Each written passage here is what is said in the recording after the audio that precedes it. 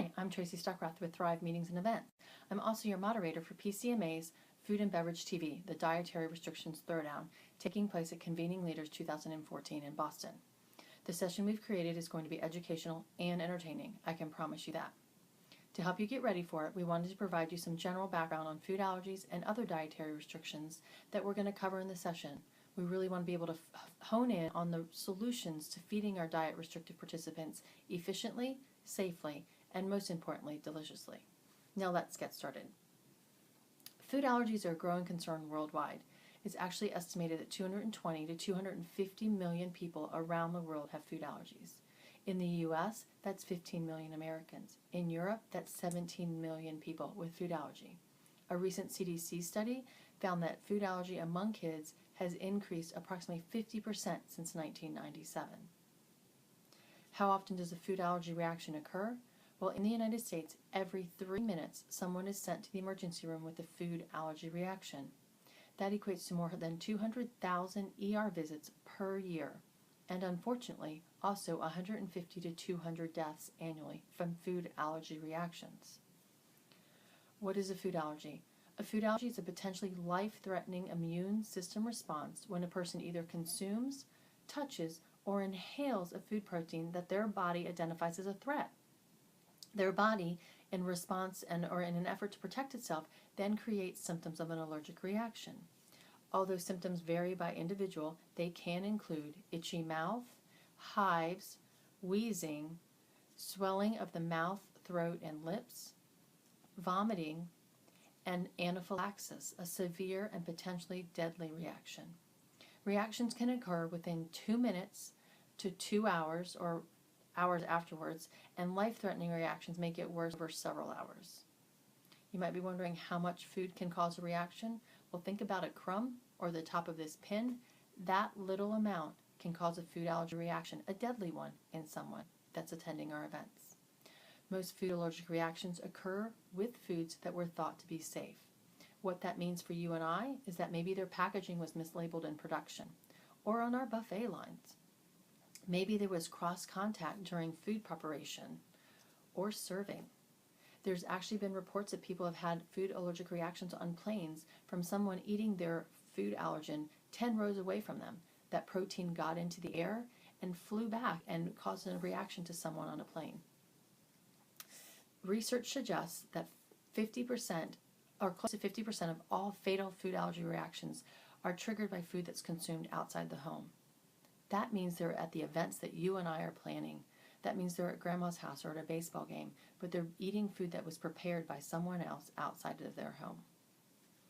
Now, there are more than 160 foods that are known to cause allergic reactions, but worldwide there are 8 foods that cause 90% of all allergic reactions. Those 8 foods are eggs, wheat, soy, milk, tree nuts, peanuts, which we've all heard about, fish, and shellfish.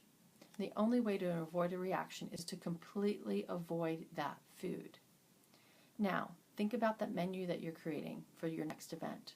Do any of the menu items include any of those top 8 allergens? How can you change your menu to accommodate your guests that who do have those food allergies?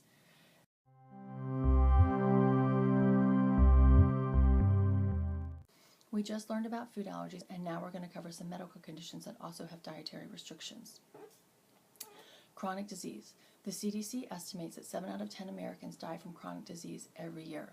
These costly, common, and yet preventable diseases include heart disease, stroke, arthritis, diabetes, cancer, and obesity. And there are 4 modifiable behaviors that can control these or prevent these diseases. Those include tobacco use, alcohol consumption, exercise, and diet.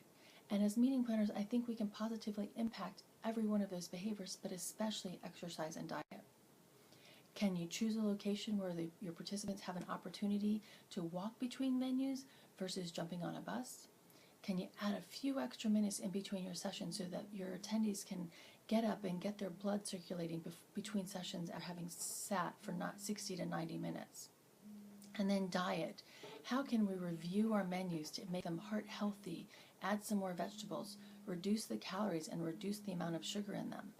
These will help our participants be healthier and happier while they're at events and when they get home. And I'm sure that you've all gotten a request from 1, 2, or 3 different people at your events that say they were trying to avoid gluten. Well, there are thousands of people out there who are avoiding gluten for their own personal reasons.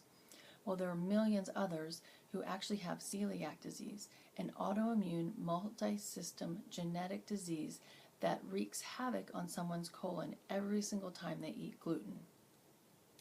Gluten is one of 4 proteins that's found in wheat, rye, and barley, and sometimes oats. I'll get onto that in a minute.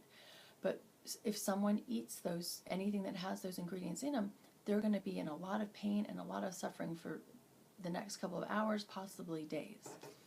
It's estimated that 1 in every 133rd person has celiac disease, but 90% of them have yet to been diagnosed. It's also estimated that 1 in 18%, or 1 in every 18 people, has non-celiac gluten sensitivity. So that's quite a few people that are asking for diet that actually need to avoid gluten for health reasons. As I mentioned, gluten is found in wheat, rye, and barley. And it's also found in oats, and the fact that it's cross-contaminated because of the way oatmeal is either grown in the field or processed in the manufacturing plant. You can get certified gluten-free oatmeal, so if you do want to serve it at your events, make sure that you request that it's certified gluten-free. Steel-cut oats are not certified gluten-free. Make sure you request it specifically that way. Now, as I mentioned, the CDC, one of the chronic diseases the CDC mentioned is obesity. Well, 65% of the world's population lives in a country where obesity or being overweight is killing more people than malnourishment. That's pretty scary. And how can we help our participants reduce their weight, even only for a short little time, but be healthier while up there at our events? And there's people that, in trying to fight their obesity, are having gastric banding, so their diet has changed for that specific reason. So they may be asking you for soft foods, or maybe they have gout and they have to limit the different types of food that they have as well. So we need to make sure that we're paying attention to them. They're not going to tell you they have gout, but they're going to ask for specific diet. The next one is Crohn's disease. Crohn's disease is typically known as irritable bowel syndrome. And those people, the diet is not specific across the board, but they're going to ask you for their own specific diet. And then finally, the epidemic of the 21st century is diabetes. There's type 1 and there's type 2, and both of them need to watch their carb intake. They need to eat low salt, low fat, and low sugar products, but that are also high in fiber, and they must modify or watch their carb intake. That's a little bit about that's a little bit about medical conditions and food allergies from previous session. Hope you've learned some stuff, and now we're going to cover personal preferences.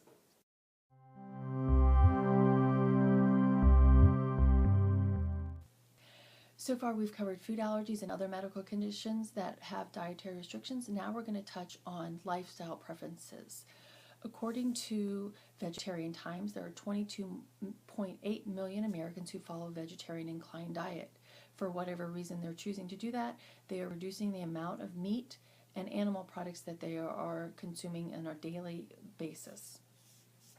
There are a variety of reasons that people choose to go vegetarian and vegan. One is animal rights. They don't want to harm any animal from the land or the sea, and they choose to not consume them. Others are choosing, for environmental reasons, to reduce the amount of meat that they're having. One example is former Vice President Al Gore, who just announced that he was going vegan. No reasons why specifically, but he just did announce that he was vegan. And yet others are choosing to eat vegetarian or vegan because of heart-healthy reasons. An example of that would be former President Bill Clinton. His daughter Chelsea is vegan, and his doctor, because of President Clinton's health issues, suggested that he go on a vegan diet. He has since started adding some meats back into his diet on rare occasions, but he does follow a vegetarian inclined diet from here on out. There are ways that people are choosing to reduce the amount of meat in their diet, and one is called Meatless Mondays. Good for your health, good for the planet. They're just avoiding meat all day long and then adding it back occasionally throughout the week. It's their way of adding more vegetables to their diet and more legumes. All right, some definitions for you. A vegetarian is by definition an herbivore. They eat beans and seeds and nuts and fruits and vegetables, honey. A true definition of vegetarian is a lacto-ovo-vegetarian, and they actually add eggs and milk to their diet. There's others that are called pescatarians, and they actually have the eggs, the milk, and they actually add seafood or shellfish to their diet. That is a pescatarian. And then you go to the next level, which is a vegan, and vegans are taking out all animal and land and sea animal products from their diet. So meat, or cows and pigs and buffalo and fish and shellfish. They're removing those from their diet. But a vegan also does not eat the eggs or the milk or the honey, so any byproduct of those animals as well. And if you're an animal rights vegan, they are probably also eliminating any other byproducts like clothing, leather clothing and shoes and glue, anything that has an animal product in it. On note for veganism, you need to pay attention to wine. There is a some wines that are filtered actually are filtered with animal products such as eggs or casein from milk and or fish skin. So understanding what vegan and vegetarian is and what we need to remove from their diets is really, really important. But we also, please, please, please, would you feed them some protein, and that's providing them some seeds and some beans and some quinoa is a great protein source. It's a grain that is a complete protein source for vegans and vegetarians. And the last one I want to talk about is paleo. It's new, quote unquote, new in the marketplace. These individuals do choose to eat meat, but they avoid all grains whatsoever. So they're similar to a celiac or a wheat-free individual, but they also eliminate corn and rice from their diets.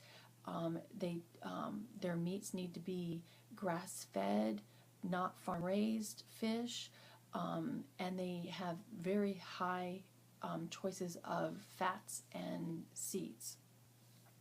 That's a little bit about the dietary restrictions out there. Hope this has helped. Next topic that we're going to cover are religious diet practices.